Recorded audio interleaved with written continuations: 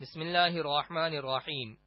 صرف 5 منٹ کا مدرسہ قرآن و حدیث کی روشنی میں 133واں دن 13 جمادی الاولیٰ۔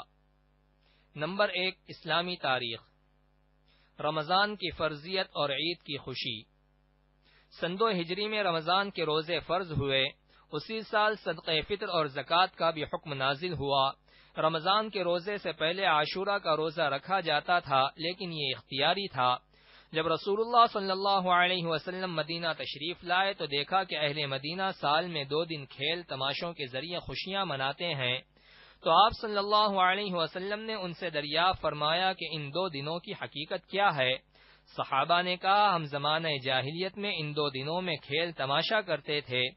چنانچہ رسول اللہ صلی اللہ علیہ وسلم نے فرمایا، اللہ تعالی نے ان 2 دنوں کو بہتر دنوں سے بدل دیا ہے، وہ عید الاضحیٰ اور عید الفطر ہے۔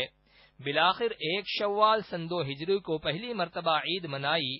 اللہ تعالی نے عید کی خوشیاں و مسرتیں مسلمانوں کے سر پر فتح و عزت کا تاج رکھنے کے بعد عطا فرمائی۔ جب مسلمان اپنے گھروں سے نکل کر تکبیر و توحید اور تسبیح و تحمید کی آوازیں بلند کرتے ہوئے میدان میں جا کر نماز عید ادا کر رہے تھے تو دل اللہ کی دی ہوئی نعمتوں سے بھرے ہوئے تھے۔ اسی جذبہ شکر میں دوگانہ نماز میں ان کی پیشانی اللہ کے سامنے جھکی ہوئی تھی۔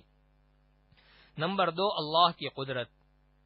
کائنات کی سب سے بڑی مشینری۔ انسان اس کائنات کی سب سے بڑی مشینری ہے۔ اللہ تعالی نے اس کو کس عجیب سانچے میں ڈھالا ہے۔ ایک نطفے سے تدریجی طور پر جمع ہوا خون بنایا، جمے ہوئے خون سے گوشت کا لوتھڑا بنایا، پھر ہڈیاں بنائی، پھر ایک ڈھانچہ تیار کیا، پھر اس میں سارے اعضاء، ناک، کان، آنکھیں، دل، دماغ، ہاتھ، پیر بہترین ترتیب سے فٹ کیے۔ یہ سارا نظام قدرت ایک چھوٹی سی اندھیری کوٹری میں چل رہا ہے۔ جس ماں کے پیٹ میں یہ بچہ تیار ہو رہا ہے، اس ماں کو بھی پتہ نہیں، نہ اس کے باپ کو پتہ ہے کہ کیا ہو رہا ہے۔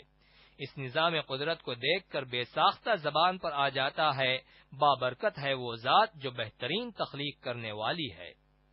نمبر 3، ایک فرض کے بارے میں۔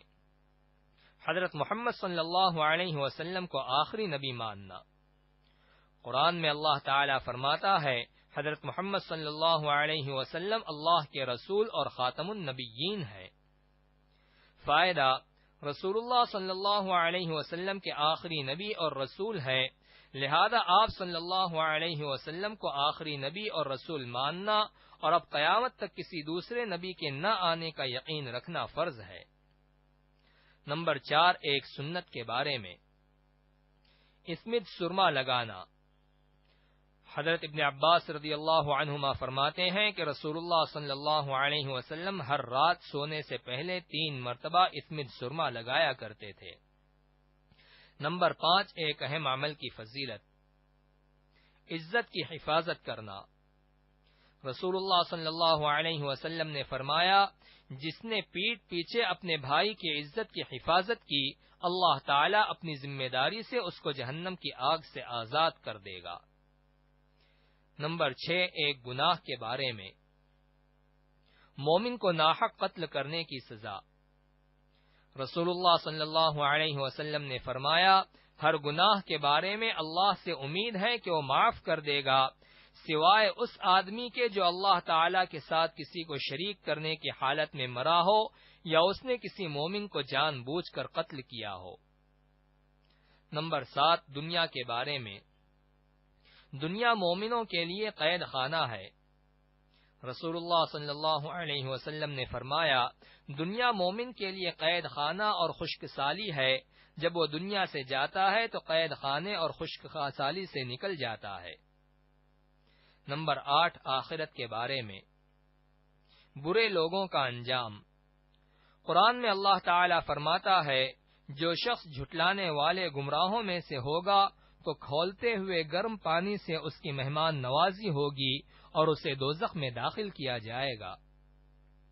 نمبر 9، طب نبوی سے علاج۔ رسول اللہ صلی اللہ علیہ وسلم نے قے کی اور پھر وضو فرمایا۔ فائدہ: علامہ ابن قیم رحمۃ اللہ علیہ لکھتے ہیں، قے سے معدے کی صفائی ہوتی ہے اور اس میں طاقت آتی ہے، آنکھوں کی روشنی تیز ہوتی ہے، سر کا بھاری پن ختم ہو جاتا ہے، اس کے علاوہ اور بھی بہت سے فوائد ہیں۔ نمبر 10، قرآن کی نصیحت۔ قرآن میں اللہ تعالی فرماتا ہے، اے ایمان والو، تم سب کے سب اللہ تعالی سے توبہ کر لو تاکہ تم کامیاب ہو جاؤ۔